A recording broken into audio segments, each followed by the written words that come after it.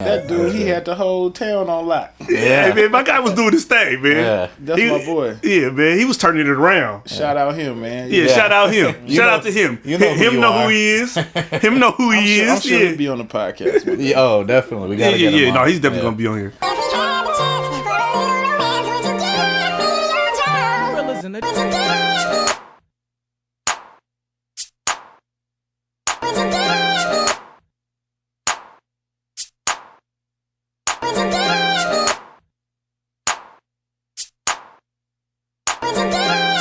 Where the theme music at?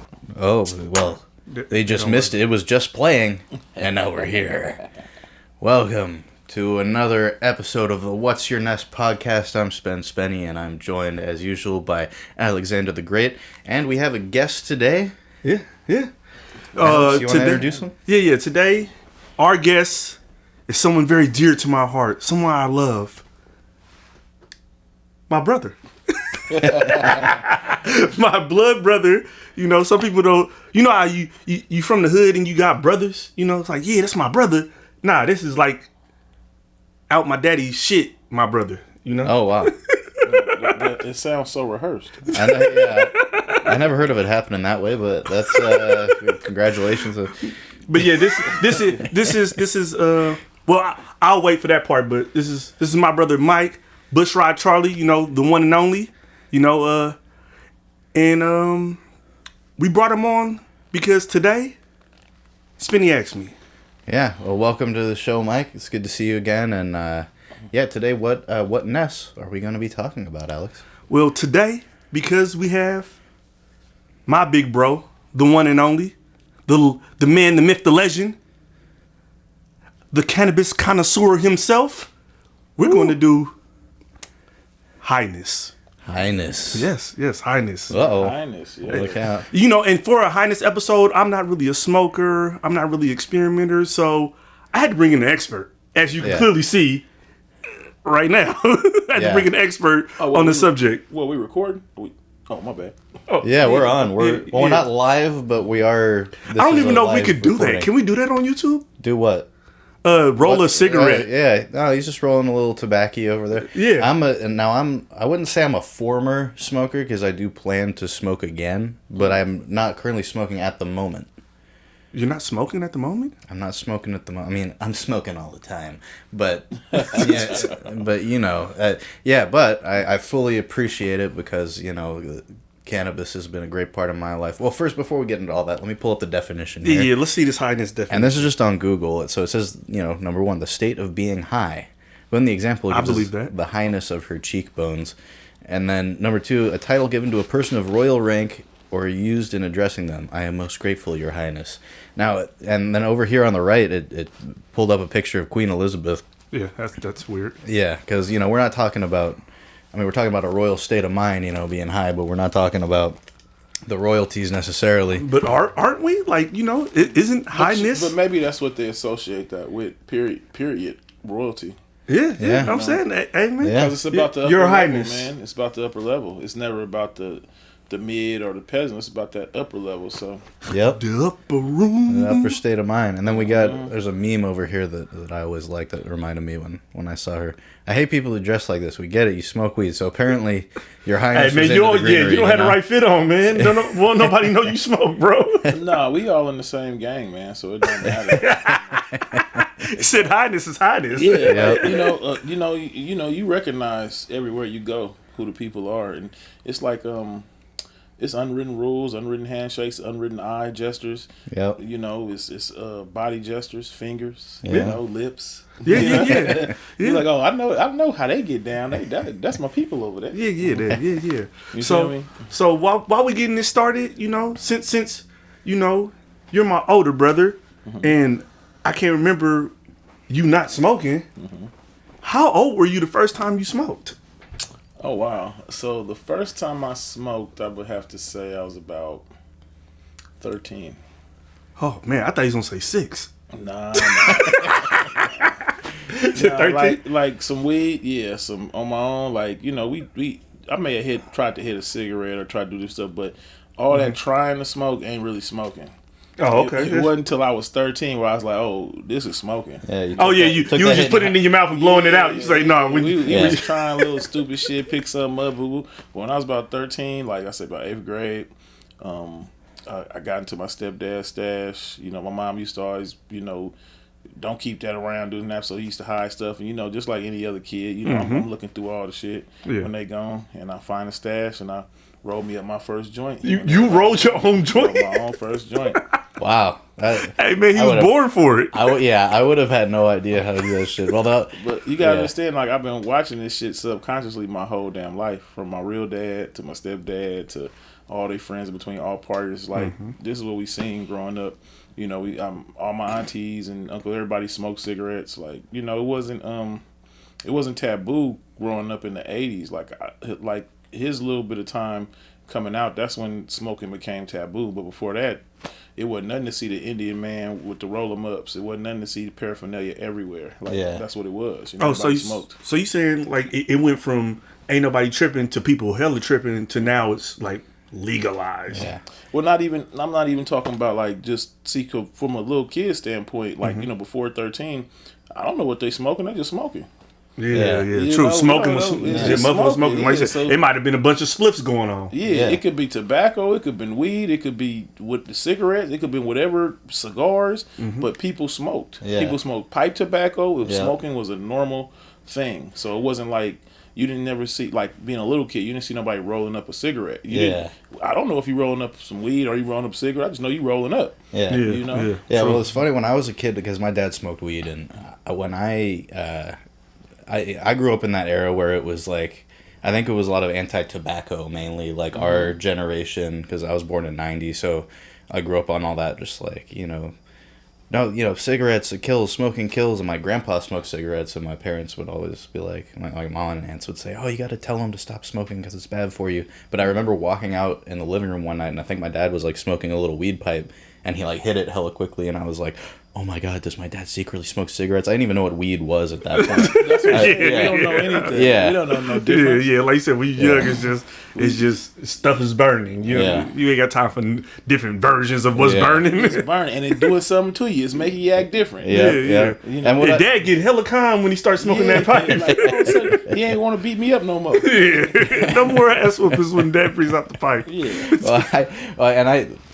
I didn't steal his weed, but the day before I smoked weed, I remember I was about 15, and I was gonna smoke with some people in this play that I was in at Berkeley Rep, this like teen program thing, and we're gonna have this cast party. And there was this girl I liked there, and she was like, "Oh, is someone gonna bring weed?" And I would just like volunteered. I'm like, I can bring weed, even though I knew nothing about it. So I had to like ask like, So I had to ask like the cool chicks in my class at school. I was like, hey, you know anyone I could buy weed? And I ended up buying weed in the hallway from this kid. I'm not gonna name names, but we. Oh yeah, this is a No Snitch podcast. No Snitch podcast. No names mentioned.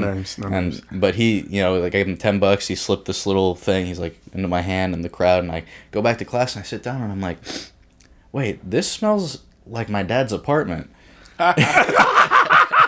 And then Inspector Gadget, he put it together, man. He's like, hold on. Yeah, and the day that I was gonna smoke weed for the first time at that party with the kids, that morning my dad went out for a jog, and I went in his room just to investigate. And I looked in his nightstand drawer, and there, sure enough, there was a pipe, a lighter, a little bag of weed. And I was like, oh, he does smoke weed. Wow. And I didn't steal any, but then I felt less bad about doing it. Yeah. And then when he caught me later, he caught some shit in my bag and confronted me about it. I was like, well, Dad, I know something about you. Yeah. This reminds me of the commercial that they showed to us in the 90s. He said, where'd you get this from? He said, I learned it from watching you. That's the commercial. Yeah. If anybody my age listens to this podcast, and when I say I learned it from watching you, they're going to know exactly what it was. That was that DARE program. Yeah. And the papa, the dad was in there, and he chastising him. He in the back scooping up, hitting that thing, and then the son get caught with a little joint in his room. He's like, man, where you get this from? He all lonely. Man, you know better. And the son just looked up all sad. I learned it from watching you. Yeah. No, and literally when I told my friends that when I bought the weed, they made that, they had seen that, and they said, they were like, I learned it from you, Dad. I was like, that's what you can say. And so that's what I said. It didn't work too well. He was like, well, you're still in high school. You shouldn't be doing this thing. And then he took my weed and went and smoked it with his stony friends down in San Diego. That's the type as he should. Yeah, as he should. But when I was 18 and I went down and visited them, they did return the pipe to me when I was in college. No shit? Yeah, because they were like, okay, you're of legal age to have this shit now, and like we've had this, and here, now smoke with us. And did he get you some weed? They did smoke me out a good amount. Oh man, that's what's up, man. Shout out to Spinny's pops, man. Welcome to the party, man. Yeah. Welcome to the party. No, my dad's a cool one. He was a stickler in high school, but then once I was an adult, it was all just kind of like cool. He didn't want you to get stuck in this game, man. It's like it's one thing we can also talk about, with the HighNESS, man. Like, it's people that can get high and come back down, and there's people that get high and can't come back down. Yeah. And some people that never make it because they get stuck on being high. Yeah. So no, it's definitely can be overdone. Anything can be overdone. Right? Yeah, it's a thin line, man. It's a thin line, and it's more about personality than It's more about personality, because I used to think it was just like genes or willpower, but it's not. It's like anybody can be an addict. Anybody can go too far. Anybody can make a mistake. Anybody can try something that they're not supposed to try. But it's like what's inside of you. Your personality, your traits, your will to fight, your will not to give up. That's gonna keep you. But don't you think that certain people have genetic, like they're genetically disposed to like being an addict? I do, but I think that's what makes them overcoming even better. Because no matter if you genetically inclined, doesn't mean you can't overcome it. True. It's just your fight is a little harder. Your fight is a little harder because things taste better to you than they taste to other people. And I feel like also it may not be genetic. It may be just in their system because their parent was doing it, and then their parent had them or had part in having them. So it was kind of already in them. Well, if that's the case, then that means everything of any situation is prevalent to be inside of everybody. That's what I'm saying. If your parents are alcoholic and then they stop a little bit before they get pregnant or once they find out. But like I said, that shit take time. We did a whole episode about soberness, and we found out that it take like 90 days for all of that shit to get out of your system. So I feel like, especially if it's your mother, and maybe she was smoking weed a lot, and maybe she didn't know for the first 3 months, and then she found out and then she stopped. That I feel like that THC is still in your system. Are you saying that makes you more susceptible to like it? Yes. It's already because it's a part. I can agree with that because we don't have no evidence to go against it. Everything that we had that looks to that is like our parents drunk and our parents smoked weed. Our parents did all these different things. From whether it's your father or your mother, if one of them did it, then it's there. It's prevalent, right? So when it gets passed down to you, you might be right. It might be easier for you to use it. I wonder, does it make it easier for your body to adapt to it and not make it harmful to you, or is it like or is it something that makes it harder for you to adapt because it's already been introduced to you? Like, does it hurt you or does it help you? Because it has to do one or the other. It can't. It can't do. It ain't neutral. Yeah, it has it ain't neutral. It is gonna help. But like you said, now that cannabis is becoming legal, maybe we can get some of these studies. They can start doing some of these studies to try to figure out what are the negatives and the positives, because I know they rag on it a lot, and the hood is hooked on it, but they talk about the tobacco that the cannabis is rolled in, and they put that as one of the main negatives. But but that's just tobacco. Like that's how you're, it's all about the method of how you're smoking. You can smoke joints, you smoke bongs. But like I said, all the people I know from the hood, they all do. But see, that's just like. That's also like saying drinking alcohol while you're smoking weed. It's like some people choose to have tobacco with their weed. Some people only smoke weed when they're drinking alcohol. Some people smoke weed and then have a cigarette right behind it or right before it. Some people eat chocolate. Some people, get to munch. It's all these different things that coincide with I'm not even gonna say addiction, even though it seems like an addiction, but just habits. Habits. It's like, my habit is, I can smoke weed anyway, but I prefer to smoke it out of a leaf or out of a with tobacco. I don't want to smoke a cigarette at all, and I don't want to put tobacco in my weed, but I do like the leaf being tobacco oriented, and I don't like weed by itself. I don't like it out the bong. I'll hit it, but as far as enjoying it, I don't enjoy it the same. Now I'm just trying to get like a quick fix. It's like popping a pill. Like, if I know I got a headache, it's like more intense too with the bong. I feel like, or it's like more rapid delivery. Like, yeah, it's with a blunt, they're kind of slower. Oh, for real? Well, yeah, it's much more extreme, but still, like, to the lungs, it's a totally different feeling. Because, like, but I know I've seen you dab before. Yeah, dabbing, all that. Like, all that stuff is great, but it's not my preferred method. Like, no matter all that stuff, you didn't see me try everything. Everything that ever came out, you see me have it. I tried it. And what do I always come back to? Yeah, the blunts. It's the same thing, because to me, like, that's the most enjoyable way. It's not so much that I have to consume cannabis. You know, I believe cannabis is healthy for me. People maybe think, oh, you sound stupid. But I believe when I look at my life and the consumption of cannabis compared to people that don't consume cannabis, I feel like I'm far healthier than them. And I feel like if we was to do studies and tests on that, you would see that people that I think consume cannabis have less medical issues than people that don't, and definitely need less prescription drugs.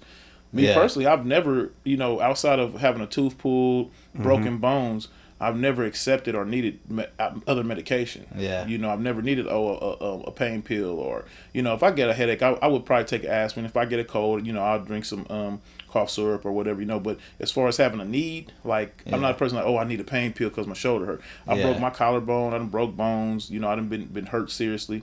And as far as day-to-day pain management, I know plenty of people that have to use prescriptions. You know, on a like weekly basis. I ain't gonna say people take them every day. Some people do, but people that try not to, they may take 3 or 4 pills once a week to just maintain a normal living body. You know, like shit. This should have been through some shit. No, and that shit is super addicting too. Like actually addictive. I mean, I had when I shattered my foot and I had Norcos, and this was like before the opioid epidemic. For the prescription for Norcos, it was like, here's a bottle of 60 Norcos for $30, and then I like take more of them than I'm supposed to, and then I go back and they're like, oh, you ran out already? Here's another bottle of 60 more pills for $10. And like it was freaking. But those like those type of drugs, like the opiates, a lot of it too is like it dampens not just physical pain but like emotional pain. Like you feel just elated, you feel like a freaking warm blankets under your skin, and like and you can't really talk that well or think as well, which is why I think it's so like people just use it to escape, and it can be like a lot more negative, whereas cannabis I think has like pain management properties as well to an extent, and especially indica. Indica has a lot of pain, man. It really loosens up, from what I understand, a lot of ways. A lot of the cannabinoids go in between, just like how some of the drugs do. They go in between the cells, and they go in between the blood vessels, and they push space, and that space that they push is what takes away the pain on your physical body. Like, so the oils and stuff like that, they go in there, make a little push, and that's why we get pain management from it. So we got a little issue somewhere here and there. The cannabinoid is pushing that away to relieve you, and then it's not damaging your nerves like a lot of pain medicine. There's a lot of stuff the stuff that runs through it damages your nerves, to where cannabis doesn't. You know, and that's been proven already. So you know, because like you said with the opioids, like there's a really good series on Hulu called Dope Sick. Oh, I've heard of that. I haven't watched it yet. And that really breaks down a good amount of the opioid epidemic that happened. And like, you know, I even had family members that came victim to that, you know. So it's like the opioids are like next level, you know. Yeah. And it's a lot more manufactured. It's certain manufactured cannabis things you can get, but if you smoking flower, for the most part, you smoking flower, you know. Yeah, and it's insane that all those benefits from a plant have been like prohibited, yet these companies are making millions, getting people into like life destroying addictions with this thing that starts out as something that helps you. Life altering, those things, like I mean, if you start with Vicodin, you know, it went from Vicodin to the Narcos, and then Perks and shit. Perks, but then when Oxycontin came out, that really changed the whole dynamic of everything. It changed the drug game in the streets. It changed even the regular recreational drugs that people use, because now people need to make these recreational drugs stronger and more deadly, because this oxycodone was taking people to a whole nother level. Yeah, and then people were having all kinds of like emotional issues from all type of withdrawals. Man. All type of people like to trip me out. Like, you know, we know about the regular drug, cocaine, heroin, all this stuff, but at its highest point, like meaning at its purest point, where people were doing it what it was intended to be done for, it doesn't have the same effects as some of these other drugs, like this methamphetamine, these different prescriptions. Like opium was made to do what opium does, and the people that use opium, you're supposed to use it for what it's supposed to be used for, like, you know, ancient China, you know, stuff like that. Then certain drugs was made just to cause harm. You know, I don't think opium or cocaine was made. It was made to help like numb pain, like morphine. You know, different things like that. You know, it numbs like you. a pain. It wasn't made for you to abuse and then kill yourself off of. You know, it was made to do a job. But these other drugs, some of them seems like they were only made to send you to death. And I, like you said, I don't have no real experience with it, but I've heard that about even with cocaine. It's like pure cocaine. I've heard that you can't even OD off of pure cocaine. Yeah, just run through your body. It just runs through your body. Like you said, you get zooted, but you don't OD. It's really like the shit that they cut it with to make it more to just make money is what kind of dilutes it and to get your body to that point where you could OD. You know, so like you said, some of the original form of it. Probably, like you said, it was just for pain medication or to help people and things of that nature. And then somebody wanted to abuse the help. Yeah, once they figure out what it could do and how it could do it, somebody had a profit idea. And then when somebody had a profit idea, they said, "Oh, we gotta stretch this profit idea to make more profit." Yeah, and then that's when the problem capitalism and get the nation hooked on Coca-Cola. But now we're all addicted to sugar, so that's good too. Yeah, and tobacco. Like I say, the craziest thing. Like I say, I'm one of these people. But when I read how tobacco became, you know, because this is, you know, came from the West Indies, you know, deep out of Africa, and I mean, you know, around the world, and then coming over here as part of the plantation crops, you know, one of the most earliest crops, and they found out that you could they had a rat infestation. A rat was eating all the tobacco, so they put all this rat poison out on the floor, right? And then as the tobacco leaves fall, you know, people start scraping up, you know, just putting all the tobacco together, and now you got all this rat poison in these bales of tobacco. So they say, hey, you know, we're gonna get this to the lesser people. We're not gonna smoke it ourselves. We're gonna give it to them. We're gonna give these people the top tier tobacco. That's why you got premium tobacco. You got regular tobacco, right? And so they start giving away all this rat laced poisoned tobacco, and people start coming back for it. Like, oh no, I don't want that premium tobacco. Give me that bottom There's tobacco. Something in there. Yeah, they're like, oh, so why they keep wanting it? Why are they coming back for it? It must be the rat poison. Yeah. So let's add a little more of this. Let's see what else we can add to it. Let's spray it. Let's do this. Let's do that. Let's see if they like it. And what happened? They tested it out on the lower class people. The lower class people liked it. So then they mass produced it and made money off of it. But it all came off of mistakes. Like all the poisons that they put in us, they found out how to mess with us and tear our bodies apart. Was like, you know, things that were never supposed to happen. It was just, and it was profiteering. It was just profiteering off of. But that wasn't even the crazy. It wasn't the original idea. Wasn't to put all these additives into it. They stumbled upon it. Like, oh man, okay, they smoked it with the rat poison on it. And they didn't die, and they came back.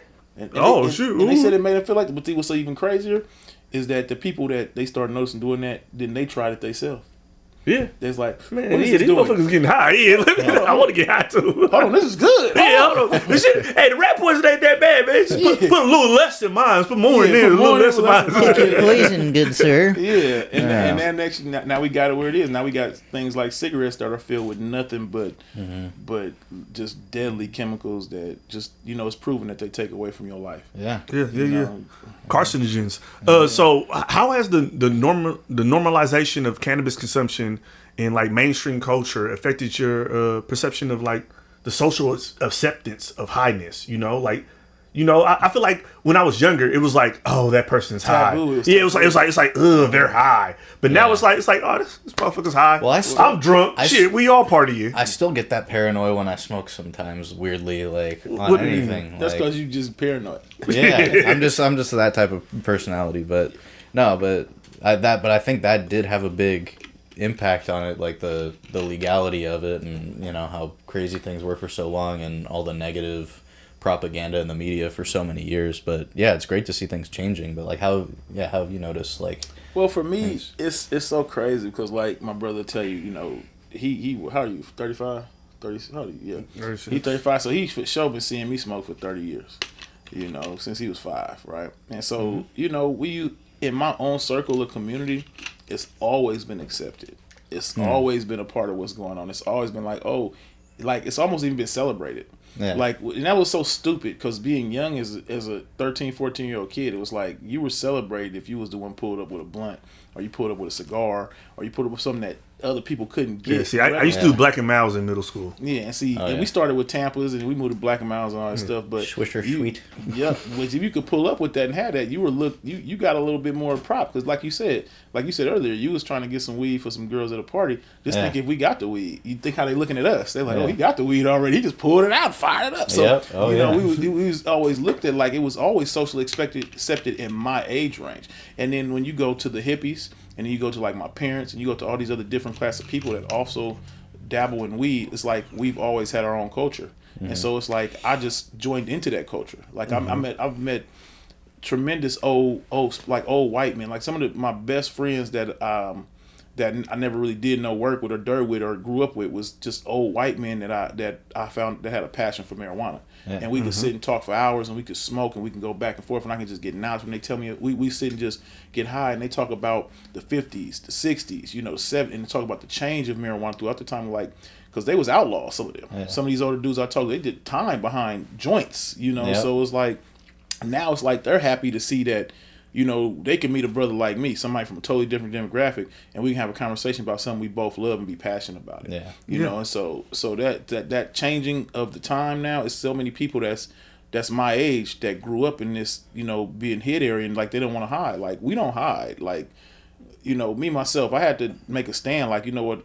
I know I live a regular life, but I'm not gonna hide that I smoke marijuana. Yeah. I'm not gonna hide that I love weed. Yeah. I'm not gonna hide it from my parents. And if I ain't gotta hide it from my parents, I sure ain't gotta hide it from the world. I'm not gonna hide it from the police. I'm not gonna hide it from my employers. I'm not gonna hide it from anybody because I'm pro this and I believe this helps my life. I don't believe it hurts my life. Yeah. No, that's great. And what you said about it bringing people, I mean, that was just my personal experience with it too when I first started smoking. I mean, I started smoking like right before I met you and the Trunk Boys and doing those videos and like, and that was awesome that, like you said, it's like a much chiller. And I'm pretty sure some of the Trunk Boys smoked with you. It's a much chiller thing in the accepted culture. Yeah, no, that was like that first party that we came to at the freaking bulb that one night. Is there a lighter and an ashtray in here? Because I don't want to keep rolling in my pocket. I don't want to mess the mic. I might have a lighter. And an ashtray, because I definitely liked his. I don't know. You say you weren't smoking, but is it accepted for HighNESS? It's accepted. It's accepted in this room.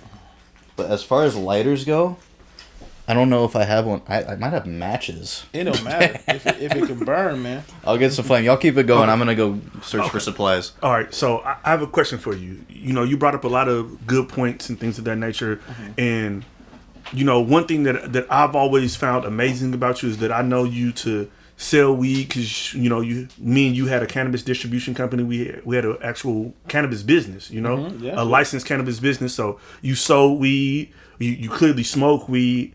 But also, I've watched you grow weed.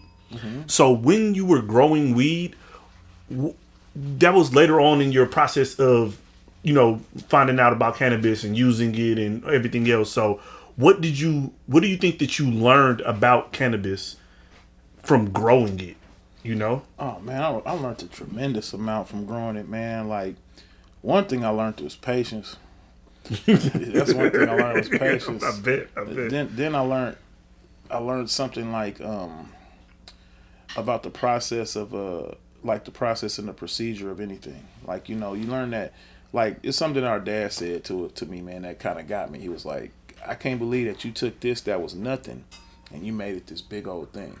And he said that to me, and it resonated with me because I was able to show people that I could take something from nothing and make it to a big old thing. That's how I felt about making beats when I was deep into the music. It's like I didn't nobody like give me this and be like, here, make a beat. I took things, I created melodies, I did it all from scratch, and that's what I loved about it the most was creating. Yep, and you had the same tools I had. Which was, it's everything, which is nothing. Yeah. And that's, people may not understand that, but we really come in it with nothing, but we have everything. We have all the utility. We have two hands, we have a mind, and we have equipment. All we have to do is figure out how to link A, B, and C together and make it work. And that's what you did with your music. Yeah. That's what I did with growing cannabis. And like I say, back to what I learned, to me, those are life lessons that follow me through anything, and I don't know the process of things. Because before I really got into growing, it was all shortcuts. It was a lot of shortcuts. But in growing, there's no shortcut. There's nothing you can do that's gonna be a shortcut. I remember when you first started with the tent. Yeah. Yeah, I remember the 10. And that I made a lot of mistakes. Yeah. A lot of mistakes trying to just do it instead of trying to do it right. Then when I started doing it right, I seen the process and it was nothing like it, and it felt great. Thank you, sir. I can't find matches. Oh, okay. Yeah, that's what I was laughing at. I'm like, he was searching hard. He was searching hella hard. He can't find shit. From some bar. They're in one of these jackets. Y'all keep going. No, come on, Smitty. Yeah, don't worry about it. Yeah. We need you back. We need you back. We like your input, man. Okay. Yeah, I just had to go without. Shit, we could rub some sticks together or something if you wanted to get real old school with it, That would be great. I have made fire. You can use the stove. I got a gas stove. Oh, that's fire right there. Yeah. All right, go ahead, man. My bad. I'm sorry. No, it's all good. All right, so I have another just random weed question for you because like I've never been able to sit down and talk weed with you like we usually talk deeper into it, but I want to ask you trivial things too. Okay. Okay, so here's a trivial ass fucking thing I want to ask you. What is your all-time favorite weed you've ever smoked? Like, what flavor was that? What was that flavor that just had you in a bind for a minute? Because I remember for a minute, at one point I was around you and you was raving about peanut butter breath. But I know that's probably not your favorite. So I need you to just think about just all those flavors, just all the flavors. Mixed with the honey bourbon woods and all of those other things and those grape swishers and peach optimals and Phillies and all of the man. Hey, my brother, when I was younger, I saw him like you always see people roll up swishers and optimals back then, peach optimals with some thick ass wax paper, but like that was like popular, right? I got in the car one day and my brother put out this thing that was called a Titan, a Philly Titan. And this shit was a goddamn baby arm of fucking tobacco paper. And he just took off the back end and just threw all the tobacco out and just started filling this big ass, long ass fucking blunt with weed. And that shit, when I was younger, it just blew my mind. I was like, man, my brother's a superstar smoker. Everybody smoking these little ass swishers and he's smoking Philly Titans. He's a professional. He's a professional. So what? After all them flavors and like I said, you done went through all of it, because Woods went around when I was younger. Like I said, so you Dutchess. I'm pretty sure you smoked Dutchess. You smoked a bunch of stuff. So what flavor? Which one was the one? I gotta say, if you just want to speak purely on flavor. Well, I mean, I can narrow it down to two. I can't narrow it down to one. I can narrow it down that sounds like a smoker to me. I can narrow it down to two, bro. Okay. It's gonna for sure be. Well, see, I mean, it's derivative. They both the same, but one is the derivative of the other one. But the original cookies. Now, I'm not gonna. Now I'm a name drop because I don't give a shit. So. It's a name. You can name drop. You just can't snitch. Oh yeah, no, ain't no snitch. Yeah, no snitch free podcast. Yeah, so I'm a name drop. Yeah. He probably won't never hear it, but it's my girlfriend's her daughter's old boyfriend. He was in the game. His name is Ricardo, right? They call him Rico. So cookies that just came out. This is years ago. There was no cookie strategy before Burner and everybody. This is when cookies just originally came out. I believe he got it from the Asians, right? Yeah. He sold me what was supposed to be an eighth, but really he gave me 6 grams because the cookies was so heavy. We had never seen no weed heavy like this before. We had some heavy granddaddies, some hardball. Hardball, but we never seen nothing this heavy. So when he served, because we all hand serve, everybody, we do this by hand. We ain't need no skill. So he gave me the eighth, but and this one eighth was $50. But he had gave me like 6.5 grams. So I get back to the car, smoke this shit up. I smoke half a blunt, halfway on the blunt in the car ride. I'm so high, I gotta put the shit down. And I put it down. I put it down. I've never in my life heard this. Bro, I put it down. This is the first time I smoked cookies ever in my life. And from there, those cookies that I had, like that eighth when we blew through that, we kept rotation, getting more and more, and then the cookies started coming back out. Then they came with Girl Scout cookies, the first Girl Scout. Yeah, I remember Girl Scout and it was real. The real Girl Scout was a derivative of that original cookie, but they added the granddaddy to it, and they made it the Girl Scout, right? Oh, and for real? That's what Girl Scout is. It's granddaddy cross with the cookies, right? And so when that hit, it was flavor wise, in the bourbons or even before the bourbons. When them cookies hit, man, it was nothing tasting like that. It was just awesome. The cookie was, it gave you the full high with the full flavor. It gave a flavor in your mouth. The smell was excellent. It was just one of the best smokes ever. The original cookies, though, they got so many watered down derivatives of cookie now. It's terrible. But that clones original of clones cookie, of clones that, and the cookie that came out then, it like they came with blue cookies and all that. But the reason the blue cookie even came was because the real cookies had blue leaves. They weren't purple. The leaves were actually blue. So when you dry the reed and you had the shake and the leaf come off, it was blue. It wasn't purple. There was no purple in the original cookie. It was straight blue. It was a blue leaf, and then from there they came with blue cut cookies because people was like, why are these leaves blue? Most leaves turn purple, green, dark green, red, yellow, but these leaves were blue. And now that to me had to be like one of my all-time favorites. Now before that happened, it was just the place in Hayward. All the big weed smokers know about Garden of Eden in Hayward. Yeah. Now it's nothing the same. Like Mission, right? Yeah, nothing's the same since it went legal. But before, when things weren't legal, when it was medical only, they had Diablo Kush, right? And they had all these other derivatives of Kush. But their Kush out of there, by far the best Kush I think in the world. I ain't never in my life smoked any better Kush that didn't come from there. They had the best Kush for the longest period of time, and the Diablo Kush was my favorite. Next to that was the Gas Leak. But Gas Leak was like, a lot of strands come and they go. Like, people don't patent them. People do weird things with them and grow them certain ways. And sometimes you just get the most cherry, most excellent strand. But if you didn't patent it and you didn't keep account of how you grew it and the conditions and all that strand, you'll never see that strand again. Yeah. Because it'd be different cuts. The people that are real professional with this stuff, they take action on how they grew it. They take action on temperature, water, everything. Everything goes into it to make it perfect because the plant will do different things you never seen it do before, depending on what you do to it, how you talk to it, how you move with it, how you grow it. If you use salts, if you use waters, what kind of chemicals, all that stuff matters. Yeah. So the guys that really perfect what they're doing, they keep a journal. They keep content and they know each strand what's gonna make it the best they can make it. And back then, it was just some unbelievable strands. Motherfuckers was competing back then. But it was unbelievable. It was like those weeds then, like to me, like I smoke fire all the time. We get the top best weed back then. But now everything is on a level.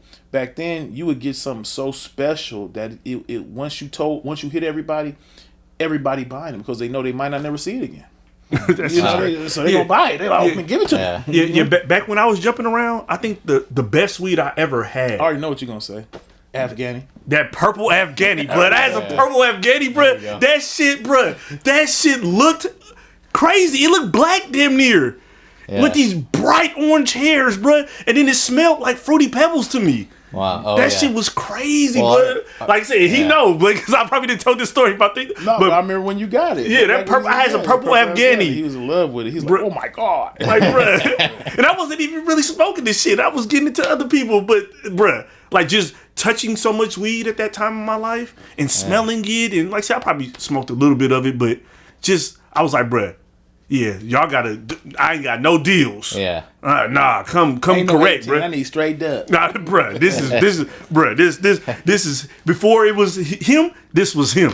You feel me? That purple Afghani. But like I said, that's because I didn't touch a whole bunch of different types of weed. He didn't touch more weeds than I even knew exist. Yeah, he didn't smoke more weeds than I knew exist. You know? And it's awesome going into dispensaries and people like yourself who just have so many people have all this like legitimate knowledge of all this different stuff now that wasn't there before. But before, I mean, for me it was always just purple. Like, oh, if it's purple, and dark and sticky, it's good. Like, see, and I'm telling you, when I was younger, when I came in and started noticing everything. You didn't want dark weed because it was brown. You didn't want no brown weed. You wanted light. Green. Light was the shit. They didn't even have names. It was just light. And if you had light, you had the shit. Yeah. And then all of a sudden, GDP, Granddaddy Purple came in. And then, I think that's around when I started smoking. Yeah, that's what I'm saying. That was the first sack I bought. And then we would go over the No Snitch podcast, but our friend, he used to live kind of by MacArthur, sort of, and we would go over there and kick it. And he always had this darkest, stickiest purple. You know who you talking about, right? Yeah. You talking about your boy. Who? My guy. Your boy. Mac. No Snitch podcast. No Snitch. No, he talking about the apartments. Dreadhead. Yeah, we know who we're talking about. And that would be like, because back from college, like, oh, let's go. What was it, Mr. QP or what was it called? that's my trap partner, man. What you talking about? That's my trap I even partner, had my man. dad buying a shit when I was in college. I'd be like, okay, Dad, I'm going over to see my friend. Because my dad... You want something? Yeah, my dad's guy in San Francisco was giving him $60 eights of some swag. I was like, Dad, look, I can get much more bomb shit for like $40. Yeah, 45 max. Yeah. That dude, he had the whole town on lock. Yeah, man, my guy was doing his thing, man. Yeah. That's my boy. Yeah, man, he was turning it around. Shout out him, man. Yeah, shout out him. Shout out to him. You know him know who he is. Him know who he is. I'm sure he'll be on the podcast. Oh, definitely. We gotta get him on. No, he's definitely gonna be on here. Yeah. Okay, so that's your favorite, but you know, there's like you said, things come and things go, and I know you're type of fella that keep your ear to the streets. So I want you to tell us right now, what's the za that everybody in the streets want? What's the street za right now? Well, I think the two newest strands that everybody really looking for if they write and they only made by 2 people, so if you get it, you probably got it right. Unless somebody lied, is the sprinkles and the gumbo. Sprinkles and gumbo? What the fuck? This is what weed is at now, sprinkles and gumbo. This is what motherfuckers smoke sprinkles and gumbo. A lot of people, like I say, the last wave before this was the powdered donut. And so what they did with the... That sounds like something else. Yeah, see, the powdered donut is... See, like, you guys know moon rocks, right? Yeah. So the powdered donut was a new way of making the moon rock, but what they did was instead of using keef, they put THCA on the outside. That THCA shit, bro. That shit looks like powdered donuts. Yeah.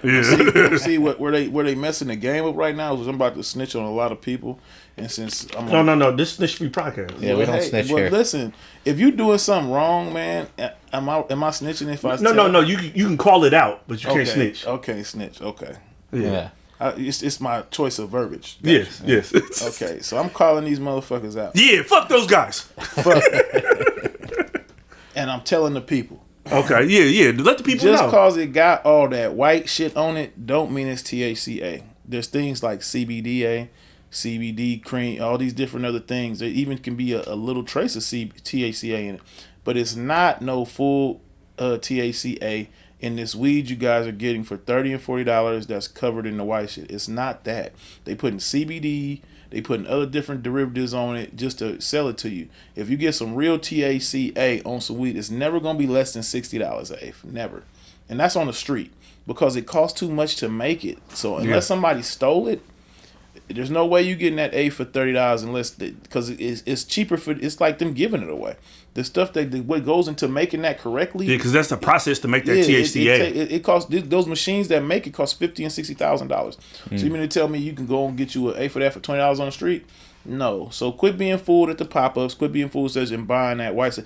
If you try it and it smoked right to you, then if it's a fair price to you, then buy it. But don't waste your money thinking you getting something overpowered because you rookie smokers, you guys just wasting your money, bro. You're making it hard for the people that really know what they're doing. That stuff is not supposed to be like that. It's supposed to be smoke your flowers. If you want to get some wax, some keef, or even THCA, get it yourself. That way you know it's pure, and then put it on there yourself because you're getting bullshit weed with bullshit concentrate on it, and all it's doing is messing your lungs up. That's all it's doing. Man, and this is a professional smoker letting y'all know, man.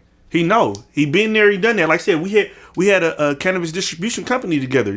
We saw people producing some of these things with these machines. Like you said, it's not no just bag it up and do it. No, you got to rinse it. You got to sift it through this and do all of the time. Bro, it's the process they had to do just to make the shit to go in the pens is crazy. So think about refining it all the way down to like 99% THC, which is what THCA is.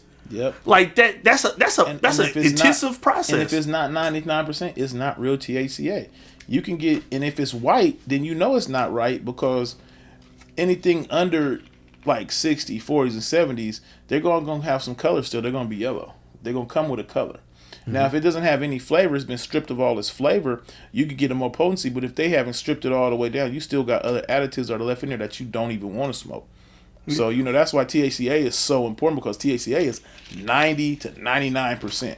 Wow. So if you're getting something that you smoking in and you could smoke a whole blunt of it, it's not 99%. Are you not human? You take one dab of THCA, man. I'm talking about a little oomph.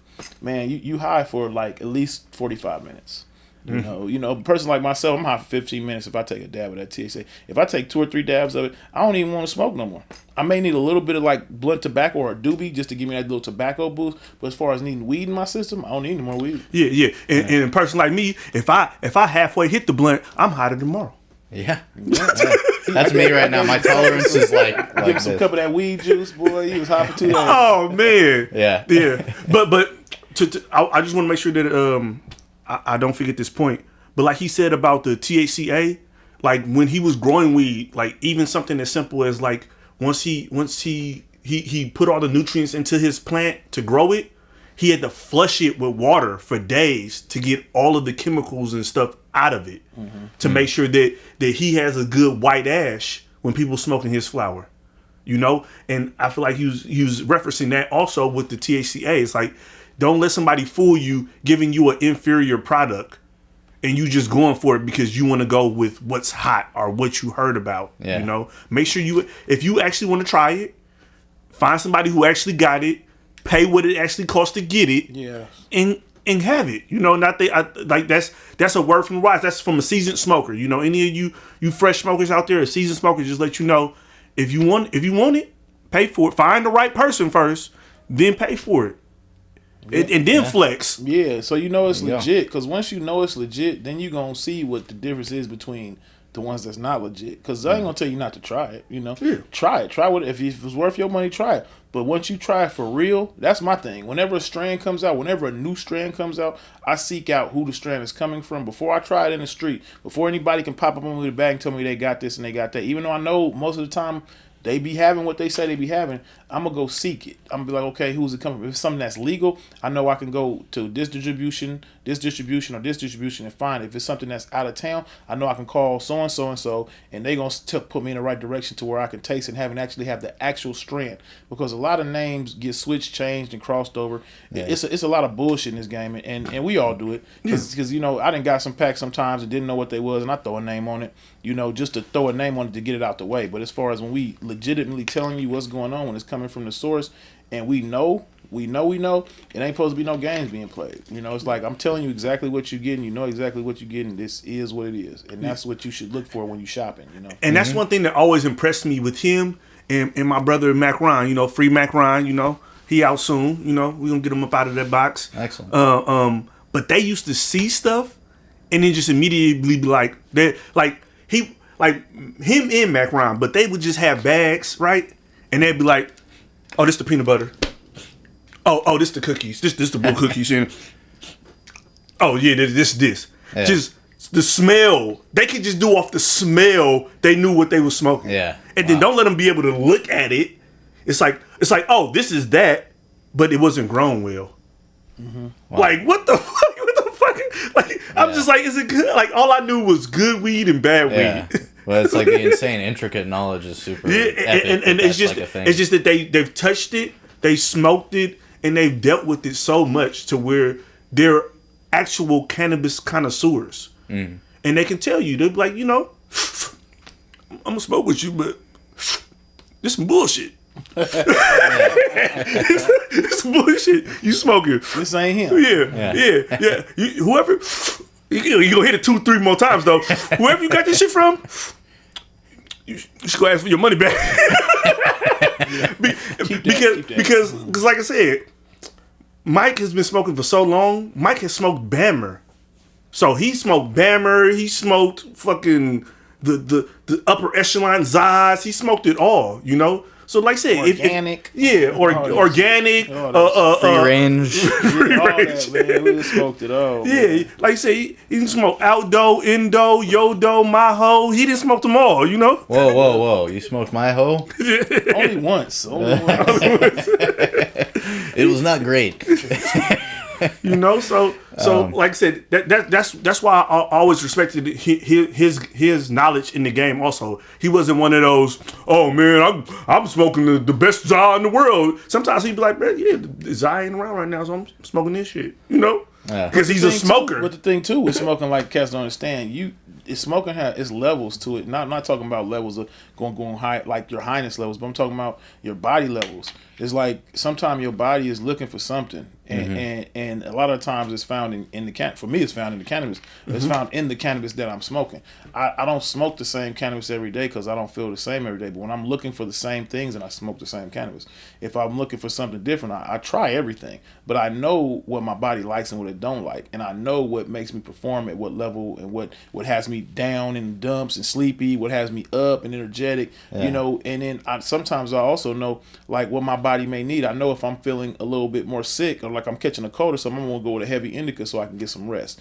You know, I know if I'm say I'm a little sad or a little down in the dump, I want to go something a little more uplifting. You know, something a little more fruity like a biscotti or something like that. Something that when I smoke it, it's gonna make me feel good. And people don't understand like that shit has all them. Cannabis has all those principles in it. It has all them different things in it. You just have to balance it out and search for it. You know, if you overload on one style of stuff, you may be content with it, you may feel good, but you don't know how different you'll feel if you just switch it up a little bit. And that don't mean you just have to go more expensive. That means you just have to try something different. Yeah. You know?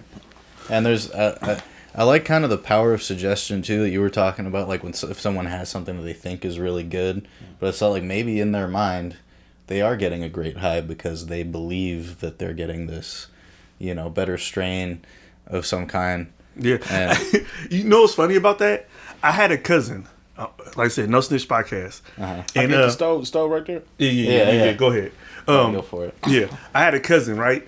And this is when we were young. Like, we weren't even supposed to be drinking, right? And I was always drinking Remy. I was drinking Remy at the time, right? So I go to a party with him, and he bought some Remy XO. You know, because it costs more. You know, it's more expensive, right? Yeah.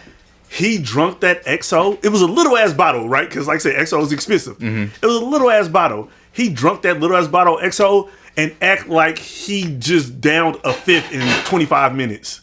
Wow. Because it was XO and oh my God, he act like he got so drunk because it was XO. That's so funny. Yeah. No, so I kind of have a similar story with it's weed related. So our friend, the Brazilian, the one with the funny Brazil stories that you like, it's very loud and funny. Yeah. He had some guy sell him an ounce of pulverized weed for like powder. It was like a green powder for $20. He was like, "Oh, this is some type of good deal with this pulverized weed," you know? Yeah. Powdery mold on it or something? No, it was just, it was probably shake. It was probably it was like shake, but it was like fully like I guess the guy put it through like a coffee grinder, like it was just green powder, right? And he sold it to my friend for $20. I was like, "What are we gonna do with this?" They said, "Oh, we can make some brownies out of it." And so I'm like, "Okay, yeah, whatever." And so I cook up. I had never made brownies before. I looked up online how to make the can of butter, so I made this really crude, shitty can of butter, and then did the brownies. And then I had one of them, and I was like, I think I'm kind of getting like a little buzz off of this, but it's pretty weak. Like there's not like, maybe that's just me placebo thinking, whatever. But I still wanted to like, you know, sell. So I sold them to this chick that I knew was like super squarish chick that lives in like a very bougie part of the Bay. And like, it was in someone I knew from college, and we were all back for the summer, and you know, she lived somewhere around here, and I sold it to her to her and her friends were gonna do it, and they were very not stoners, like not into the culture at all, like smoked a little bit here and there, like take a little puff in college, you know, kind of thing. And so I sell them these brownies, and they call me like a few hours later. She calls me, she goes, "Spencer, what the fuck was in those brownies?" And I'm like, just some weed, like I don't know, I got a little buzz, like it's just like chocolate brownies with like some can of butter in it. And she's like, "My friend so and so is freaking out. She's like seeing the devil. She's seeing Satan."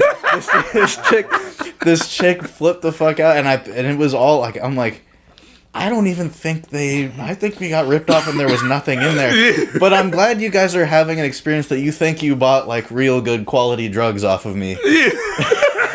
Or maybe all the butter just went into the one brownie. I don't know, but she flipped out. But but the power of like the placebo effect shit is so funny to me. Yeah. When people take something and then start acting away, it's like, you know, it's not gonna kick in for like another hour, right? Yeah. It's like, oh man, I feel it now. Yeah. Oh, my toes are tingling.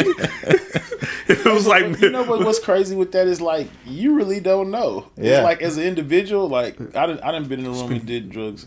I done been in a room and did drugs with everybody, and you got certain people that's certain people that's higher than others, and certain people like this ain't shit. Certain people like, man, I'm high as hell. You know, like different tolerance. But I'm saying, but what's so crazy is individually, you don't know.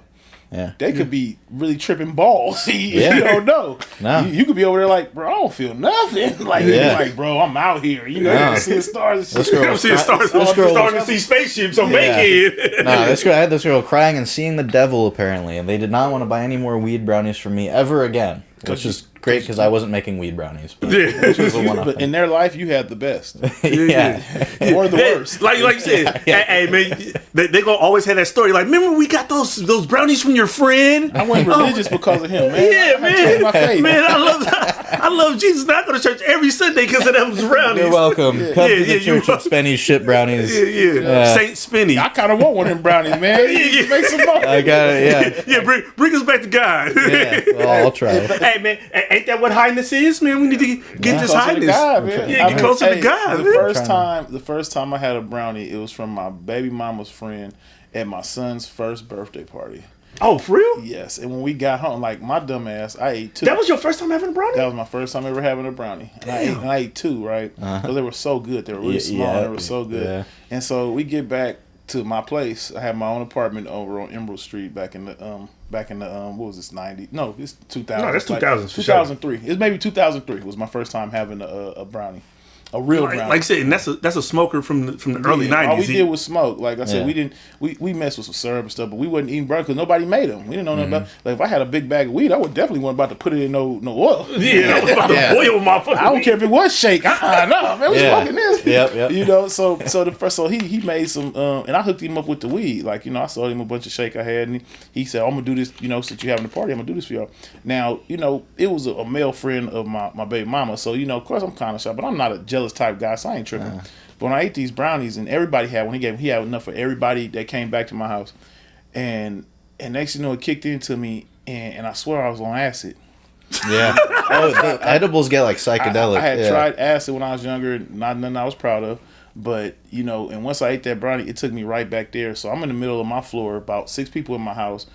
They're all sitting around the couch. They stoned out their minds, backed out. I'm on the floor, curled up like this, talking about, he trying to kill me. He trying to kill me, take my baby mama. I don't know what's wrong with it. And I was out by a load. I felt like, I was like, he did me wrong. He dosed me for sure. He dosed me. And then it passed, right? Like that really harsh, deep feeling passed. Yeah, it goes away. And I felt great. And I got up off the ground. I shook myself off. I said, man, I love that dude, man. That was some good fucking brownies. Like that dude. He had me questioning life, man. So he can come over anytime.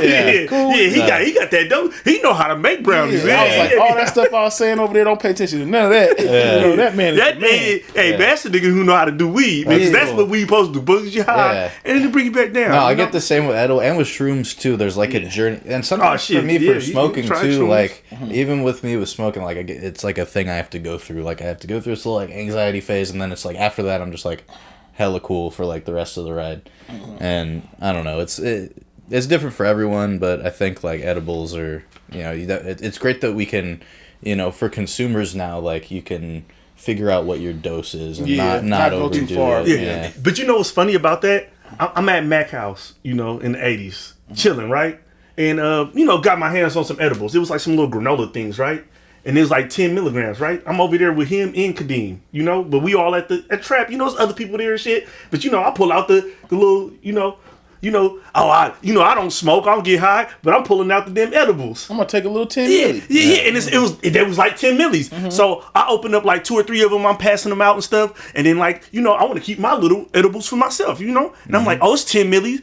I don't smoke, but it's 10. 10 is cool, ain't gonna right? do nothing. So I pop one, right? And I don't feel too much, so I'm like, I'm good. And then Kadeem was like, man, J-Dub, man, you might as well just give me that. I'm like, no, man, this is my little 10 milligrams. This is my other 10 milligrams, man. Pop this other 10 milligrams. I popped it, like, nope, this mine's blood.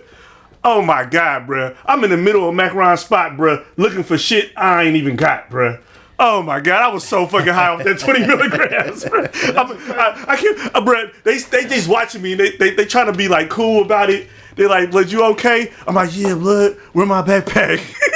I'm just in the. But I'm that's in what there. happened to all of us, Yeah, bro. I walk. Yeah. I walk to the hallway. I walk back to the couch. I turn around. I walk to the kitchen. I walk back to the couch. I just did a circle for like 5 minutes, and everybody see me because they used to being high. Mm-hmm. I don't think nobody noticing me because I'm high, and I'm just walking in circles. And they're like, I was like, where my backpack? They're like, but your backpack's right there. But oh, thank you. Off 20 milligrams, and like I said, and it was my fault. Trying to be greedy, somebody who really smoked was like, blood, I don't know if you want that other one. I already popped mine. You probably should get that to me. And I'm like, nah, bruh. I got it. This only 20 milligrams. I'm going to eat this shit. Yeah. Don't ask me for it again.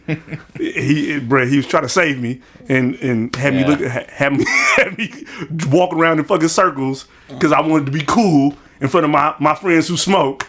Nah, blood, it's 20 milligrams. I could do this. Hey, moral of the story, just be yourself. Moral of the story, always be yourself. You ain't gotta be cool for nobody. If 10 milligrams is your limit, take your 10 and enjoy yourself, man. No, I can't do the edibles like around people, but I do like them for like, I mean, having the kettle corn, the yummy corn.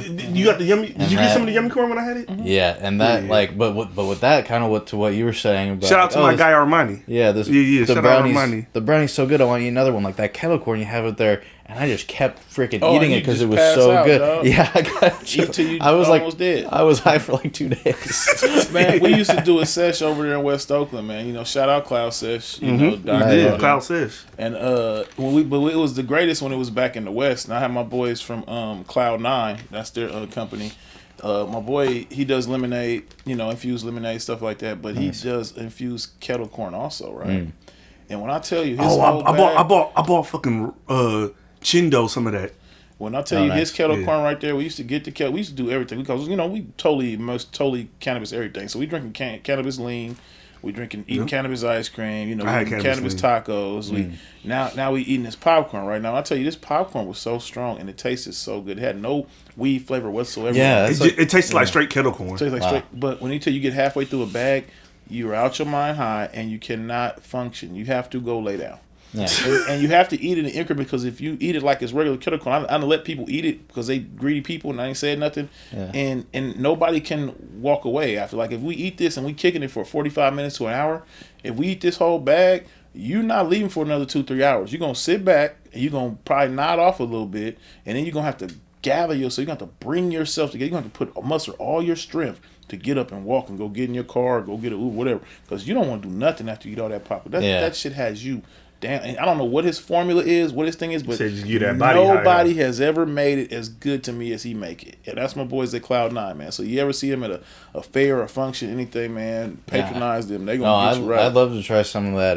Yeah, the kettle corn. That was like my favorite edible. Good, man. It tastes so good. But you have to enjoy responsibly. I mean, thankfully I didn't have anything to do. I was just watching a movie, but I ate some and I'm sitting there. I'm like, okay, I'm not gonna eat anymore and be responsible. Then it starts to kick in. I'm like, yeah, I'm a little high, and that shit tastes hella good. And now I got the munchies, and this is like I'm just eating this. That's the fucked up part about it. Like you said, you get high, then you get the munchies, and the munchies is getting you higher. Yeah, and then you just don't stop till you fall asleep. You just fucked, Because my boy right now at Keith Cakes, that's his little company. He make all the edibles that we use now. And he started.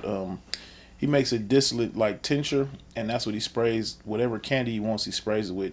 And you get about 500 milligrams per bag.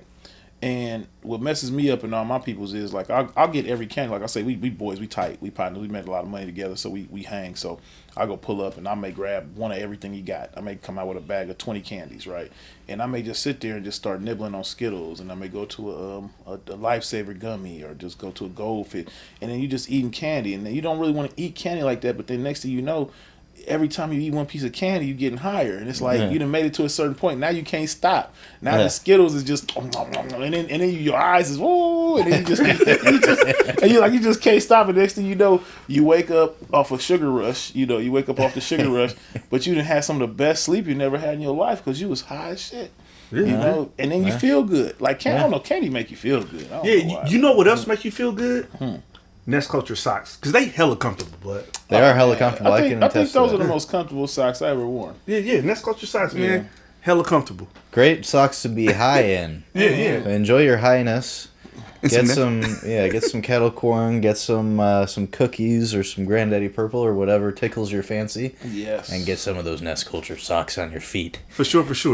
So I got another question for you. Okay. What are some of the like stereotypes or misconceptions that you think people have about cannabis consumption? And as somebody who's a veteran in the game, what should somebody who hasn't consumed cannabis, what would you tell them about it? Because you know some of the things that people say about it, but what would you tell them? Is it true? Is it not true? This is what you need to know. This is where you need to start. Like, give somebody who doesn't know anything about cannabis and is a little sketch about it, where they should start if they're curious. Well, if they're cannabis curious. First thing comes to mind, I want people to understand that definitely are cannabis curious that it is something you can do solo, but it's better social. So when you really, after the pandemic, to me, cannabis kind of got a little more separated because people are less likely to take the chance of smoking with each other. It was a big debate between, different, people I deal with, they smoke with their woman or, they smoke with other people. Now we got COVID, so the girls don't want you smoking with your partners, vice versa. You don't want your girl smoking with nobody coming because, we don't know what's going on. But prior to that, cannabis was, something that's shared amongst people. Now, me personally, I don't need nobody to smoke with, but still, it's still a social aspect. I'm definitely in a better surrounding from smoking with people, having a good time, talking, bouncing ideas, just feeling good. So anybody that's looking for those type of interactions, that's what you're going to be looking for when you can. It's all about being healthy to me.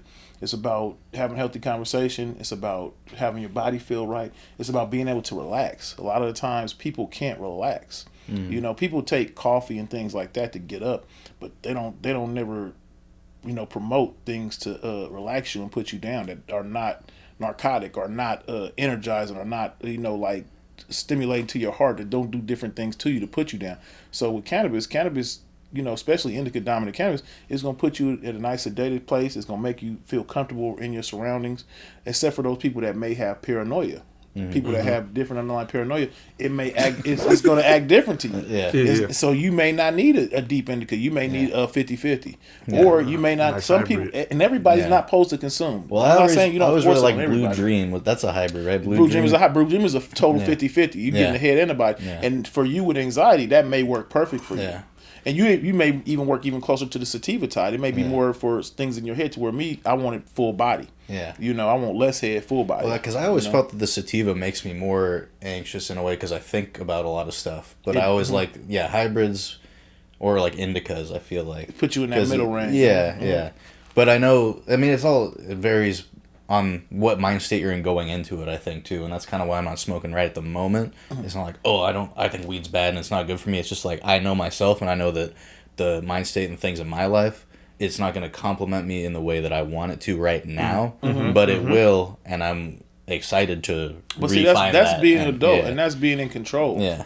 And that's what everybody has to have, some type of control in whatever you do. Yeah. It's like, my brother, he likes to drink, but he knows he can't drink 24/7 a day.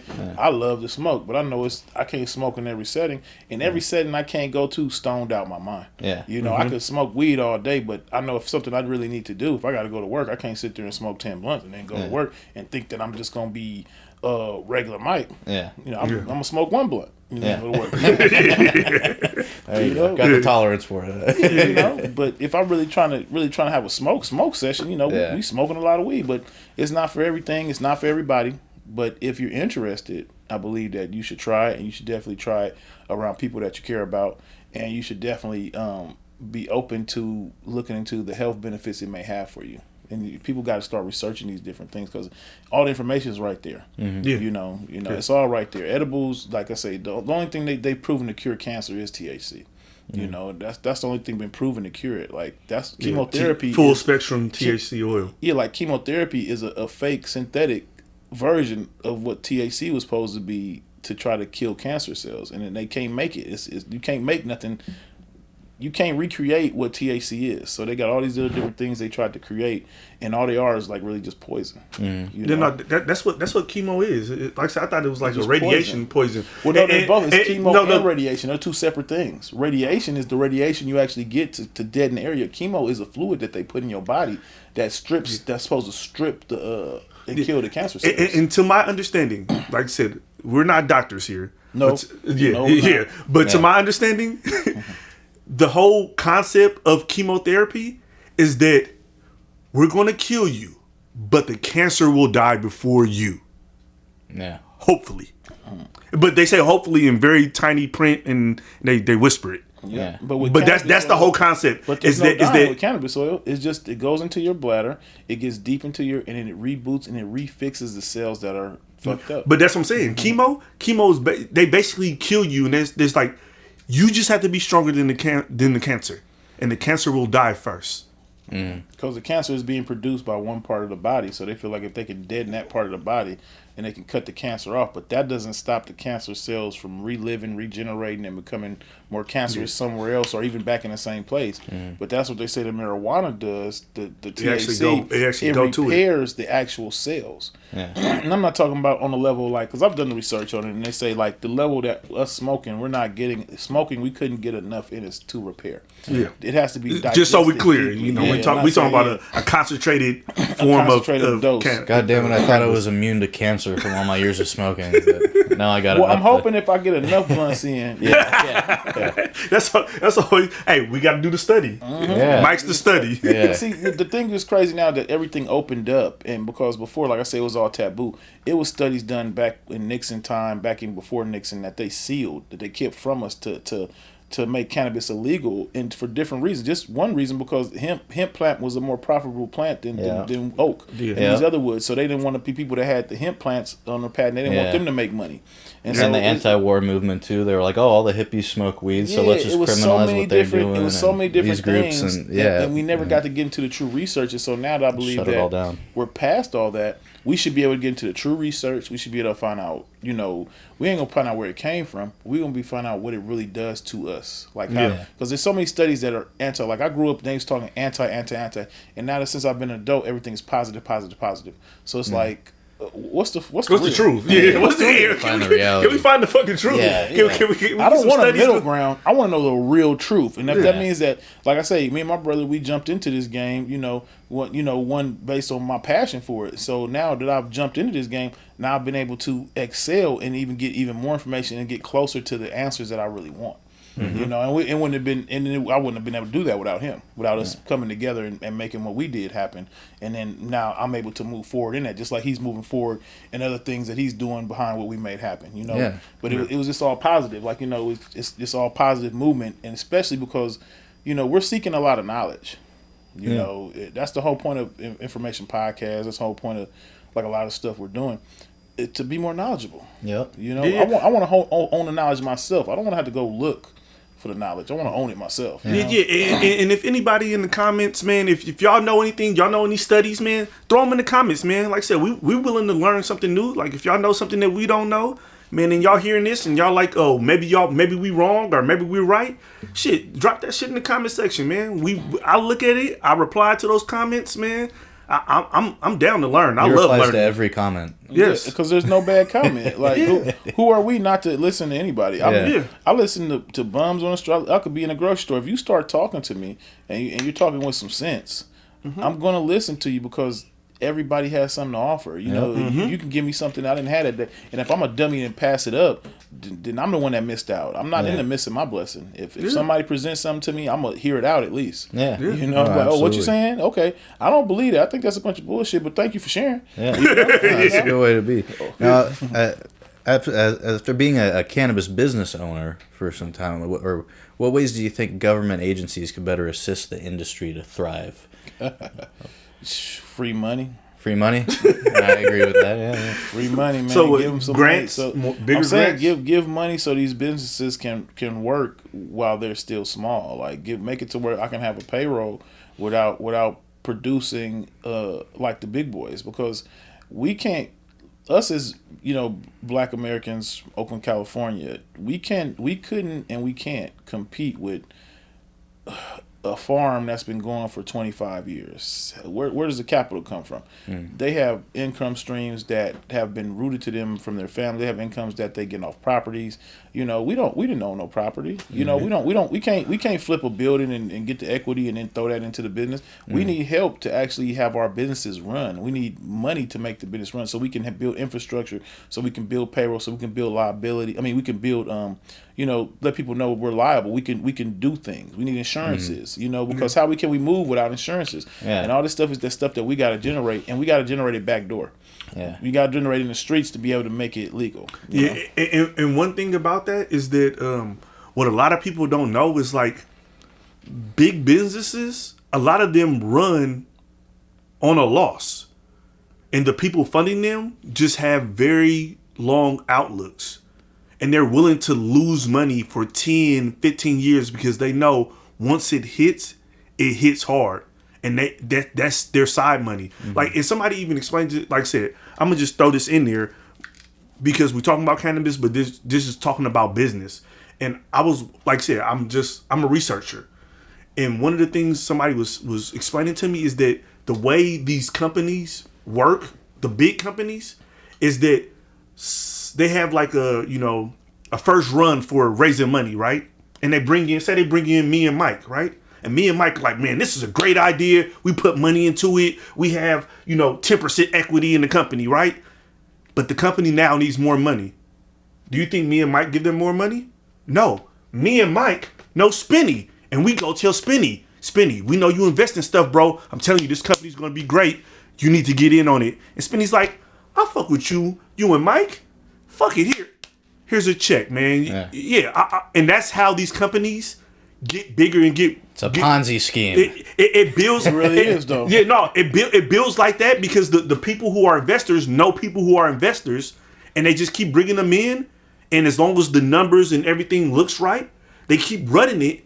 And then one day, the fucking company goes public or becomes profitable. Mm-hmm.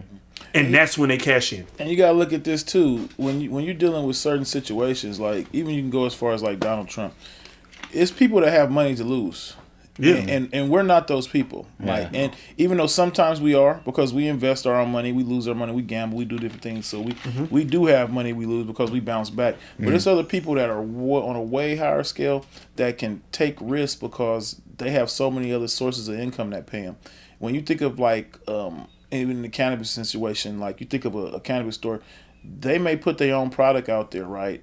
And their product may only sell once a week. They may end up trashing their product, but they're selling so many other people's products that their one product that they're losing money on doesn't equivalent to the monies that the profit that they're making off other products. They're just sneaking their product in there. Now, any given day that they want to flip the game, they can take away all the other products they sell and only sell their product. Now, if you're content with coming to this place of business and you say today that they don't have my product, but I still need a product, I can sell all my product right here, right now, because why? I'm not going to offer the other products today. They have control like that. They have control over what's being sold and what's being consumed. And at any given moment, what's being offered. Yeah, they can change the packaging. They can change what they offer you, and then they can take it all the way away, and they can bring something back, and they can tell you something the same, and it's not. They have the total control over. So the money to them is more on a global scale. It's not about the daily wins and losses. It's about the overall scheme, because they can lose $100,000 a day and make $200,000 the next day because they had a plan already. Yeah, they had a plan to lose. They made something like I learned that with the buy one get one, or things being on discount certain days. They may drop something on discount to get because they know how great it is. And then they raise the price 2 weeks later and say, hey, if you want it, this you're gonna pay. And we have nothing else that you can compare it to. At first we had 5 things you could choose from. Now it's only this one. So do you really want it? And are you gonna pay the extra $3 for it? And if you're a consumer and you like the product and you like what it does for you, you're gonna pay for it. Yeah. No questions asked. And one thing that me and him have this is like part of our normal conversations now, is that sometimes the space is worth more than the product. So we have had this conversation where we talk about how, like, you go to a place and they have something on sale and you be like, there's no way they're making money on this, selling it to me for this.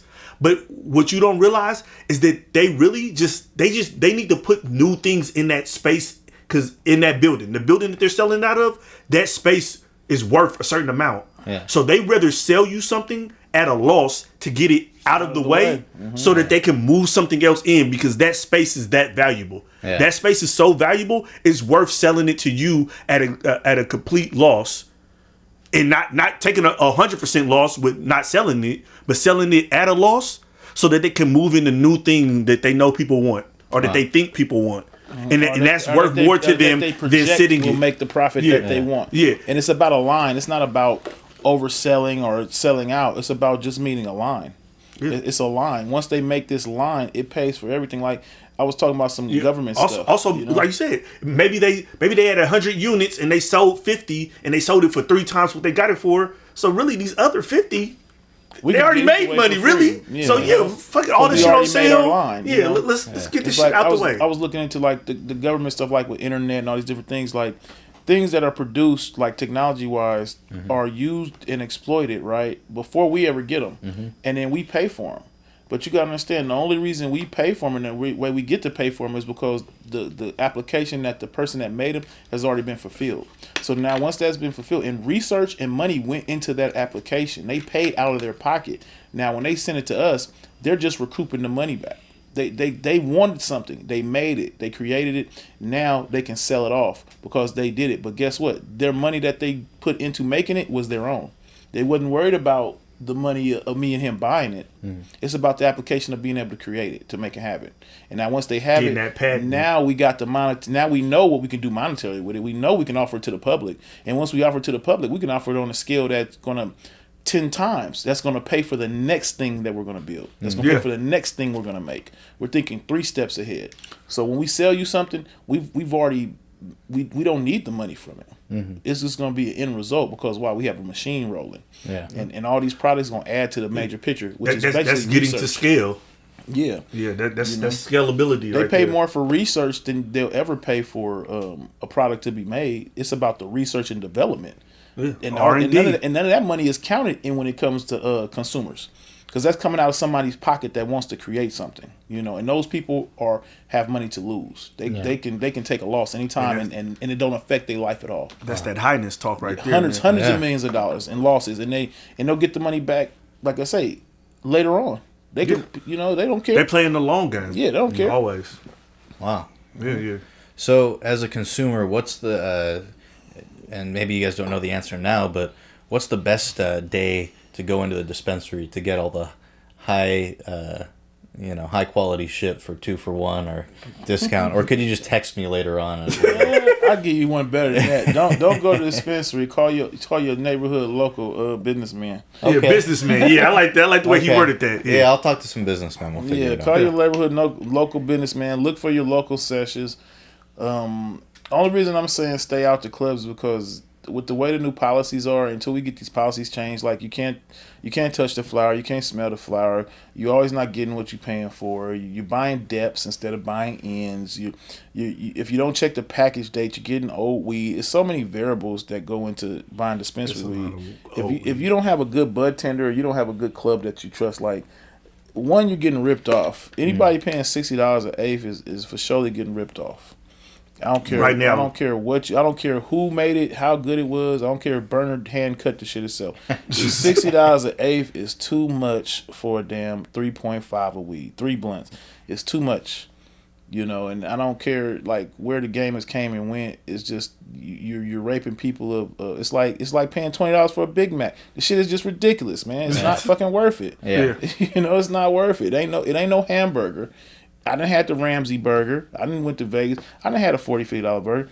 They're not worth it. Yeah. That's what I told somebody the other day. I was like, I love sandwiches, but it's still a sandwich. It's always going to be a sandwich. I don't care if you.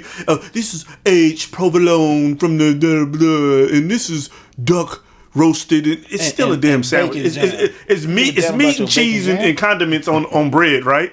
Okay, so fucking sandwich, bro. Give me the damn sandwich, bro. And if you grow the weed right and you grow it good, it's still weed. Farmers are not getting that money. If the farmers were getting that money, then I'll be more inclined to be like, yeah, okay, it's worth $60 because it's going to the person that's money.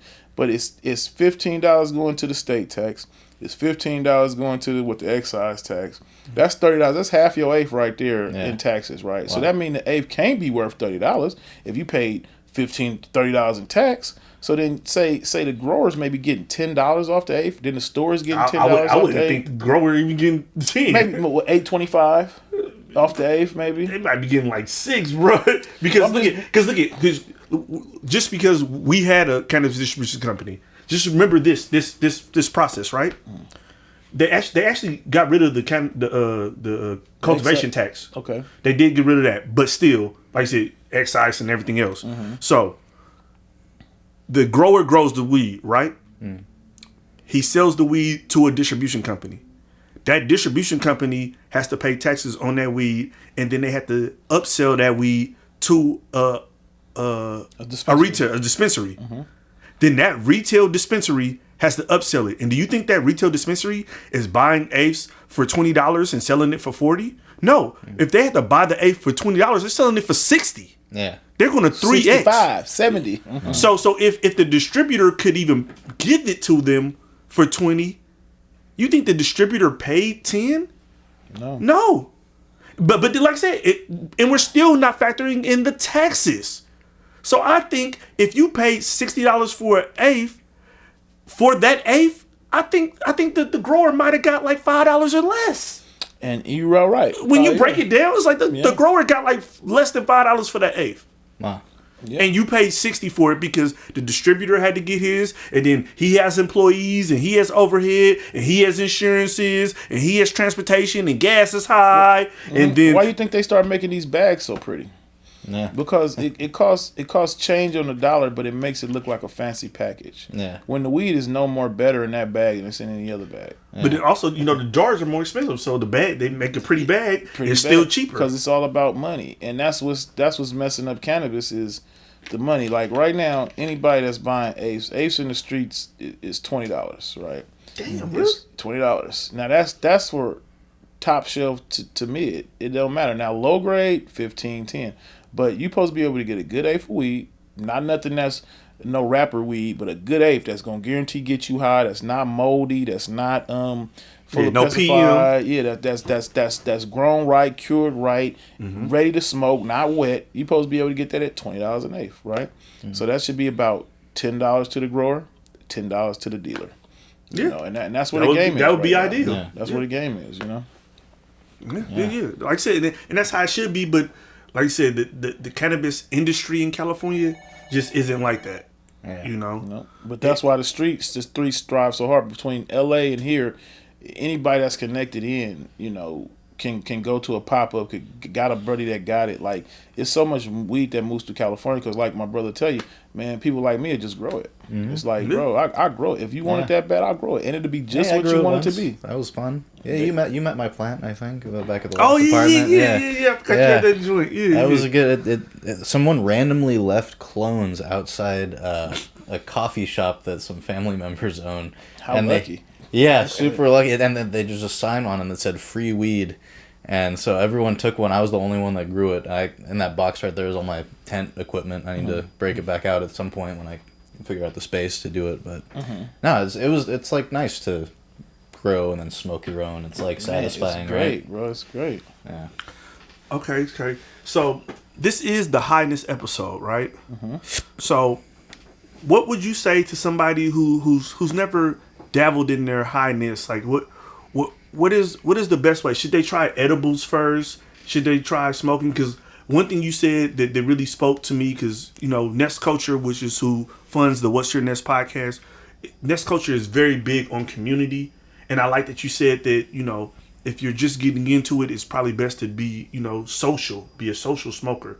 But I know you're not somebody who really dabbles in edibles like that, but I know you've had edibles, you've had dabs, you had bongs, you had pipes, and all the other stuff. If somebody was trying to smoke weed for the first time, just to see what dosage would you tell them to go for, what product would you tell them to go for, how would you tell somebody to really go in? Should they just get some Bammer and try that first? Should they get a 5 milligram edible and try that first? 50 milligram edibles and 3 dabs. Off top. Start it off right. Just start it off. Well, you know what? If I was to tell somebody again, because like I said, a lot of people get scared. You know, like I said, I wouldn't recommend dabbing on your first time getting high. You know, I wouldn't recommend it on your 20th time. That knocked me on my ass the one time I did it. Ain't nothing like a good dab. Yeah. But real talk, I seen a good dab make you sweat before. If you're not, hell yeah, have a like, oh shit. But if you're into cigars and like you're not scared of smoking, if you smoke before, I mean like a cigarette, cigar, I would recommend trying a blunt first, just a couple taps on the blunt. But if you've never smoked or you're not into smoking, I would recommend trying a joint first. You know, and as far as edibles, I wouldn't consume an edible till after I tried weed. Smoking first, because like I say, the difference with smoking is if it's really your first time, you never done it, you take 2 or 3 puffs, you're not gonna feel nothing because your body hasn't recognized the chemical. It doesn't know what weed is yet. So so maybe that first time you smoke, you may think you're high, you may not, you know, you ain't gonna get nothing. But then if you continue that practice, by the second or third time, once your body recognizes it, then you're gonna feel the full effects of the weed. I believe if you take an edible for the first time and not knowing it, it's almost gonna be like poison. Because it's like your body's not recognized, it's gonna make your stomach hurt, and then you're gonna have a high that you can't get rid of. Yeah. If you take 2 or 3 puffs of a joint, it's gonna linger on you for about 45 minutes to an hour. But when you done and you ready for it to go, as long as you don't keep smoking, it'll put you down. You take a little nap, you'll be good when you get up. You'll be good. Yeah, you drink some water, you let it get out of you, get your breathing back right, it'll go away. But you take that edible, you might be on for a ride. Yeah, even if it's 5-10 milligrams, it might hit you harder, and you might not like the ride. You know, you might not be with it. So I recommend that you try light increments of smoking. Like I say, if you didn't smoke a cigar before, if you didn't smoke a cigarette before, if you actually smoked before, I would start off with a thin papered blunt or a looser leaf, like nothing too harsh, nothing too big. Make sure it's got a nice amount of weed in. I wouldn't, make it skimpy, know, because then you're just smoking a lot of tobacco. But I'll make it nice and fat, not too fat, but something where you can get a couple good pulls on it, and it's rolled right, it's burning right, and then you just take your couple of hits, and then you wait. If you cough, it's okay. You choke, that's okay. From my experience, when the weed get down in there deep and you choke, that's when you get the highest. Mm-hmm. That's when you get the highest, when you choking. Your shit coming out your eyeballs. You be like, so your nose start running and shit. That's when, if you see my nose running, my eyes get white, man. I'm loaded. I'm loaded. Hey, Alex, I don't think you told us what. Do you remember the first time you got high?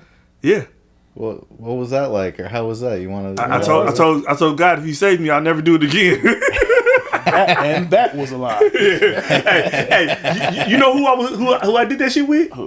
Wanibo, nigga across the street. Oh yeah. Cause I was getting them weed, and then I was just like, fuck it, I hit it one time. I hit that shit, man. I was like, somebody's trying to kill me. Like this gotta be what death feels like. Like what the hell? Well, this is not fun. The first time I smoked, I don't think I got high. I think, but I might have had a placebo. I mean, I was giggling. It was a party, and I was giggling. I just smoked. Probably didn't inhale but the right way. But the second time I did it, it was with that same bag. I still had some left, and I was on the UC Berkeley campus with my friend, and she went to the smoke shop over there, and they were down to sell pipes to folks in our age range, which was cool back in the day. You know what he talking about? Big Al's. Yeah. Hey, don't snitch. Well, this was years ago. This was years ago. No, man. It had to be legal. They were selling me baggies. Yeah. No, but we went on frickin' campus, right? And we like hide in some bushes on the UC Berkeley campus, and we're hitting the weed out of this pipe, and then, like, right after it's starting to hit, like, we had just taken a couple hits, and I look over her shoulder through the bushes, and on the path that we came down, I see a cop walking down. This is the first time I'm feeling high. I see a fucking cop walking right towards me. So I just go, fuck, cop. I grab the pipe and weed. I dive into the bushes the other direction, run through a bunch of bushes. I throw the weed out. I dump the pipe out. I stash the pipe in my pocket. I emerge into this, like, it's like busy day on campus. There's all these college students walking by. I'm a little high school kid. I'm like stoned as fuck. I'm like, oh my God, there's all these people. Is the cop following me? Whatever. I walk in. I call my friend, and she texts me. She was like, what?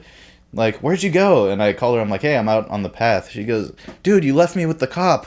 And I was like, all right. And then she comes and finds me. And I was like, yeah, what the fuck happened? Like, did he say anything yet? She's like, yeah, he walked up and looked at me and just saw me sitting there alone in the bush.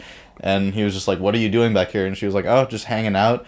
And he goes, well, you should be careful back here. There's like homeless people that sleep back here sometimes. And she's like, so you got the weed? Like, we can go somewhere else and smoke. And I'm like, no, I fucking dumped it out. I thought we were about to be busted. I escaped from. I was on the high speed. You didn't see the high speed? I just went on. I just sent the police home. Whoever that girl is, she's cool as hell because she kept it cool to the motherfucker. Yeah, she was. She was an experienced smoker. She was held it down. in. She's like, hey, man, nothing going on here. Yeah, chilling. Yeah, no, we're still friends to this day. She's a good friend of mine, and yeah, but then after that, we got on the bus. We got a bag of Doritos and got on the 43 bus going back to Albany. And that was the first time I experienced the munchies because I'd heard about it. But I was like, oh, I get it. I'm not hungry. Food just feels and tastes so much better in my fucking mouth. Holy shit, this is amazing. Shout out to 43, man. Yeah. 40, old school. It's the 18 now. Yeah. I'm glad you said that because my next question for you is, what's your go-to munchies? When you get high, what's your favorite munchies? And like I said, not just overall, right now. What's your right now favorite munchie? You know what? I fucking hate to say it, but... Talk to me. And it's right now, it's like, I just be having an undeniable urge for fruit snacks. Just regular, just fruit snacks? All type Gusher fruit snacks. Oh, the Gushers. Man, you know what? I'm mad that I don't never see them make the sour Gushers no more. The sour Gushers used to be so good, bro. All the Gushers is good, man, when they fresh. Yeah. But them Minute Maid fruit snacks and them other fruit snacks, man. I don't know. It's some fruit snacks that they buy. What, the Welch's? Yeah. I don't like the Welch's, man. No, maybe it's not the Welch's, but it's these other ones, bro. They just taste candy, man. You gotta look at who make them. End of the night, before I go to bed, I'll be like, oh yeah. And I gotta put them all in my mouth at one time. I can't just eat them one. I gotta put the whole bag. Yeah, I gotta feel them all. Yep. Yeah. Especially with the Gushers, because they be busting, man. They be just hella good, man. Yeah. but you know, Steel Blood, like just on candy wise, them 12 flavor bears, bruh. Like the gummy bears. Yeah, ain't shit fucking with them 12 flavor bears though. Yeah, I think it was that real cherry, Alba Stein or whatever. Them things be hella good, bruh. Because they every you get some fruit snacks and they all just taste like sugar. Yeah. Them. Like, oh, this light green one tastes like this. It actually tastes like this. It's supposed to be real fruit juice in them, which I know is a lie. But it's 100% lie. The flavor is too intense for it to be real fruit juice, you know. But like I said, they have real flavors. Like the light one is strawberry. The darker red one is cherry, and they got pineapple and all types. Yeah, of stuff, blood. Man. Those blood. I got somebody hooked on them. I pulled up at a session. You know, what's it called? Appointment. I had a appointment. With the fourth letter of the alphabet, appointment. It was a dick appointment, is what you're trying to say. No, but hold on. Pause real quick. Pause. Sorry, no snitch podcast. Were you dropping off or receiving now? What's going on? Look out. Hey, life having a big brother. Life having a big brother. Don't say the wrong thing around me. Like, hold on, bro. I got to check you. I might have to beat you up. You know, we kept it pretty toned down on this podcast, I think because your brother's here. we normally get a lot weirder a lot quicker, and this one's been a pretty level-headed. But you didn't ask me what my favorite munchie is. All right, what's your favorite munchie, bro? Raisins. Okay, so the podcast is over. No, you're telling the story about the appointment. You pulled up with some fruit snacks. No, I just like I said, she had a Safeway by her house, and I went in there. I saw them 12 flavor gummy bears. I'm like, these hella good. So I went in there. You know, I grabbed them. I walked into the appointment. You know, I'm snacking. I'm like, oh, you should try some. She tried them. I laid it down. I cut. Took my gummy bears with me. And she called me the next day. Was like, where did you get those gummy bears from? Hey, she didn't want the D. Yeah, she wanted to be. Yeah, her mind was her mind was more focused on the gummy bears. Yeah, she didn't want the. Because I'm hard. She wanted that gummy, and I don't get that gummy. I can imagine it right now. I can imagine her cleaning up, washing the coach, and she's like, "Damn, where them gummy bears at?" This nigga took them gummy bears. Or more positively, she has a positive association with the gummy bears now because you laid it down so wonderfully. Yes, that's what happened. That's what happened. We're not. I'm a yes man. We're gonna keep it realistic. What you mean? We're gonna keep it realistic. They love this greatness over the gummy bears, bro. They call me greatness when I'm in it. Hold on. Honestly, would you prefer to have the gummy bears or her coochie? Ooh, that's a good question. Honestly. She watches the podcast, so I'm a defer. Oh, what? This is the Nick Cannon show? Yeah. Where he say truth or something? But I tell you right now, I know you, and you like gummy bears. Hey, I used to go buy them in the bag from fucking Sprouts, man. See, that's what I say. He ain't got to answer the question for me. I know the answer. You have a whole pea of the gummy bears tied up, and talking about rationing them out. I come and get some. He like, hold on, I only got about 100 left, man. Get the scale out. Get the scale out. Oh yeah, I got these by the ounce. Yeah. I got 2 grams for you, man. I got 2 grams of gummy bears for you, man. And I'm gonna take them too. I'm like, man, well, let me get that then. Quit playing with your brother, man. Oh shit, Mike. Yes, sir. You are my big brother. This is the HighNESS episode.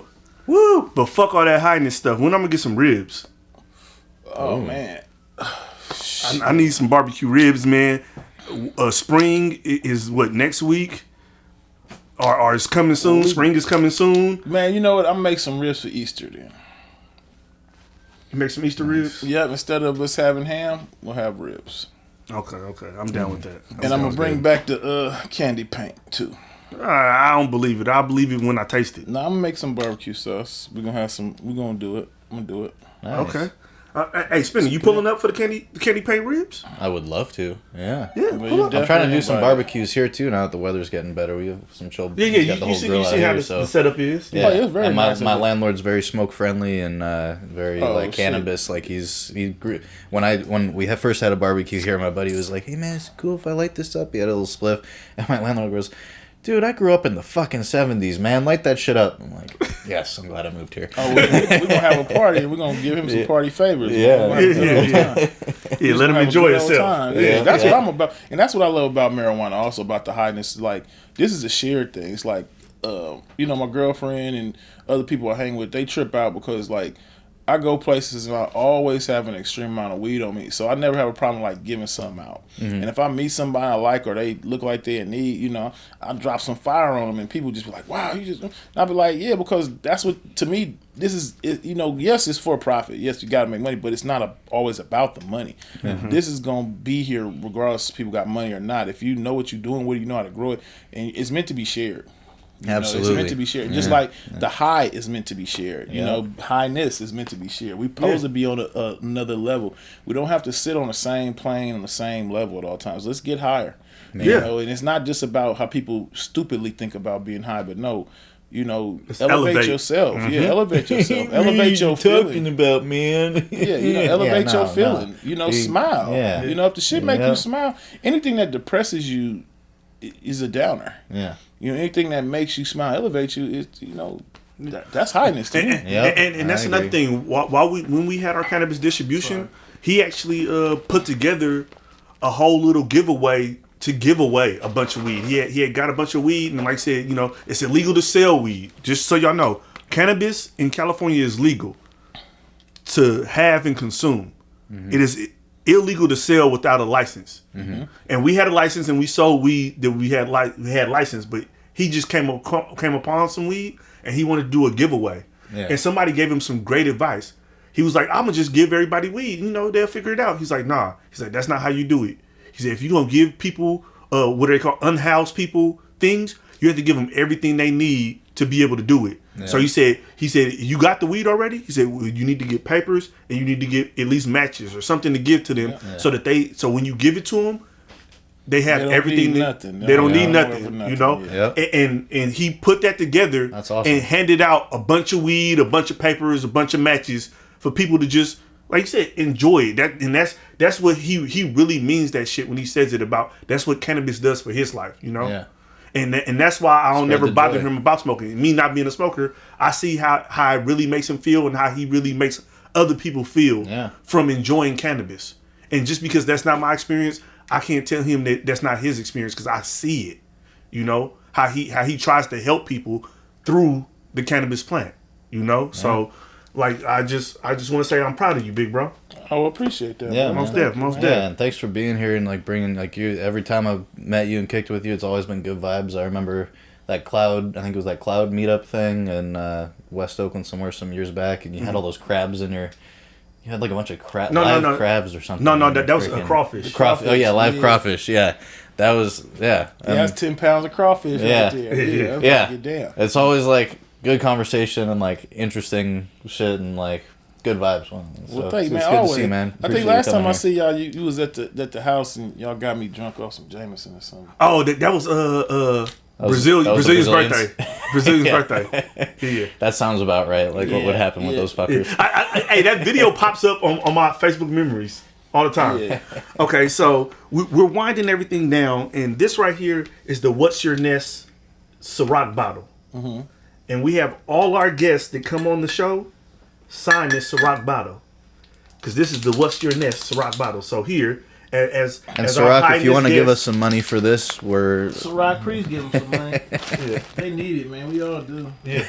So sign your name wherever you want to on that Ciroc bottle. And I guess I'm going to sign Charlie Bushrod, too. Man, sign it however you want to sign. You got the great on there. Who is this? Spence? And who is this right here? That's Ania. She came through and bartended for us. Okay. Well... On that drunkenness episode. I know you guys saw that. That was real nice. That was fun. Yeah. The signature is being left, and we're here. Oh, look at the curvaceousness in that letter. Curvaceousness, that'll be a good one at some point. yeah, we gotta get some curvaceousness in here. Absolutely, besides Malcolm. Yeah, we need some other forms of cat. Yeah. Hey, and for all the people who yell at Spenny and say I do too many dick jokes, watch this episode. I didn't do any dick jokes that I can remember. Because I don't want to hear that shit. Yeah. You did get pulled into my big brother was here, so I had to act like I got some sense. We'll be back with dick jokes next week. Yes. God damn, I'm on the wrong podcast. Dickness next week. Oh, no, not Dickness. I'm definitely not going to be on that episode. But like I said, we have guests, and we really appreciate any guest that ever comes in. And Ness Culture, the company, the clothing company, appreciates all the support you have given it over the years, buying socks for not only yourself, but for your friends and for loved ones. And, coming over and ordering socks when you just needed a fresh pair for your fits. So for coming on the podcast, we want to gift you with another pair of hella comfortable Ness Culture socks with the Ness Culture magnet in there. Not a lot of people got that, man. That's the Ness Culture magnet, Comfiness. Yeah, Man, have you been giving out the lighters and the lighters are sold out. Oh wow! What about the car coasters? smell? No, the car smell. Oh yeah, no, what are they called? Car air freshener. Car air fresheners. Yeah, those are pretty good, man. Yeah. People buy them, and then, like I said, if somebody makes a big enough order, I just throw it in there. Yeah. I want to get more of those made though. The car air fresheners, for people who don't know, we have car air fresheners. You can get it on the website, nessculture.com, nessculture.com, and lavender. Yeah. And we specifically picked lavender because that scent is known to relax you and calm you. And I know in the world that we're in with high inflation and all these other things going on, we're coming out of a pandemic and all that stuff. I wanted to make sure that I picked a scent that helped people relax. Aromatherapy. Yeah, you wanted that aromatherapy. It's a great smell, man. Yeah. I fart so much in my car, and you would never know because I have my Ness Culture. You already told us you keep junking your car to ward off fucking getting bipped. Yeah, I do. We did lawlessness, and he's like, the way I don't get bipped is I just leave junk in my car, and people look at my car, and it's like, this man doesn't have any dick. McDonald's bags and just all kinds of shit. I tried that; it still didn't work. His car's too nice. My car's like an 04 model. I tell you right now, I'll never park in downtown Oakland ever again and like walk away from my car. I'll park and stand outside my car, but I'll never leave my car in downtown Oakland. Bro, they stole my plates. Bro, that is crazy. And it put other plates on there. Oh, wow. I was driving around in the 2023 RAV4, and they put fucking 2011 RAV4 plates on my car. Oh, they was kind enough to put plates back on the motherfucker? Wow. In the same car. They were trying to set you up for something. Wow. I got pulled over by the police in Tracy, and they told me I had stolen plates. They thought the car was stolen. And it was a rental, right? Yeah. Oh my God, they set you up good. Damn. So they got the police to get on you while they was busting they move. Oh, they was smart. Yeah. And they went across the bridge and Fast Track sent me a damn ticket, and I said, man, I didn't even have those plates on the car. Yeah. Charge me for the plates I got. Yeah, I was like, nah. You're going down. I was like, man, because I have the Fast Track little flex little thing. I say, so if I ever went across the bridge, The thing would show. Like I said, I put the plates on because one time it didn't work, and I was in that car for so long. I just threw the plates on, but then they stole the plates, and I didn't know, and then I found out like 2 weeks later when I got pulled over by the police. That is nuts. Yeah, that's terrifying. You didn't have any repercussions for anything happened behind it, or everything? No. You know me, I get to talking crazy after I feel comfortable. I'm glad you wasn't. But I was in Tracy, so I was feeling a little sketch. But it just happened that they pulled me over right in front of where I was going. So it kind of seemed like I was trying to like evade them and park, but literally they just pulled me over and I was parking because I saw him following me, and I'm like, what the fuck are you bothering for? Because I know I'm in a rental. I'm like, fuck, like it ain't nothing you can do. Like, and I know I ain't got nothing in the car on top of it, so I was like, it's like whatever. And then I pull over it. I'm like, he like flagged me, and I'm pulling over, but I'm pulling over parking too because this is where I came to. Yeah. And he, oh man, this, that, and the third. I'm like, bro, this a rental. Like, I give him the paperwork. The agreement. Right? Yeah, I'm like, if the rental got stolen plates, and hey, you take that up with them. Bro. Yeah. He's like, well, we're gonna take the plates, and you should talk to them and all this other stuff. I'm like, no problem. Take that. Take whatever the fuck you want. Yeah. Just as long as it's not me. Yeah, take it pretty much. You can take the whole car if you want. I don't care, bro. Just don't take me. I'll call them and let them know. Hey, the boys got your shit, dog. Man. Yeah, you need to give me another one. Man, yeah, I'll be there in the morning. I'll take Uber. Don't trip. I'll be there. Man, so any final thoughts for the people for the What's Your Ness HighNESS episode, closing it out? Okay. Well, we talked about a lot. I feel like the conversation really got deeper because a very knowledgeable person was here on the podcast and was letting us know his aspect and his views and his experiences on a lot of different things on HighNESS, and we kind of really focused on the cannabis consumption of HighNESS. And I just want to say to everybody out there, when you're out there, trying your first edible, hitting your first joint, when you're out there smoking weed communally with your friends and sharing all of this great weed that we have in California, always in every moment, choose happiness. Because as my big brother said, that's what cannabis is supposed to bring. It's supposed to bring people together and supposed to bring people happiness. And I want you all to also pay attention to some of the things he said about how he knows that when he smokes certain weeds, they make his body feel a certain way. So then when he feels a certain way, he smokes certain weeds. And that's what brings him that happiness, is having that awareness. It's not all about making sure that you're smoking whatever the latest rapper is talking about. It's about consuming the cannabis that's right for you in that moment, in that day. And then, when you're having fun with your friends, maybe you do go get you some THCA, coated weed, and you have a ball that night.